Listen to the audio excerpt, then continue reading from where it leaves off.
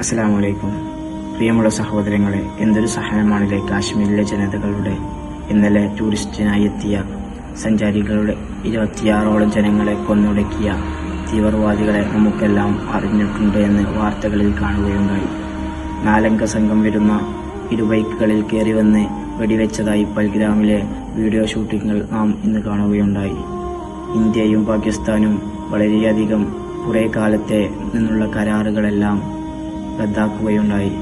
സിന്ധു നദി കരാറ് റദ്ദാക്കി. അതുപോലെ തന്നെ 48 മണിക്കൂറിൽ ഇന്ത്യയിലുള്ള എല്ലാ പാകിസ്ഥാൻ പൗരന്മാരും നാടുവിടണമെന്നെല്ലാം അങ്ങനെ വളരെയധികം കഠിനമായ റദ്ദാക്കലാണ് ഇന്ത്യ നടത്തുകയുണ്ടായത്.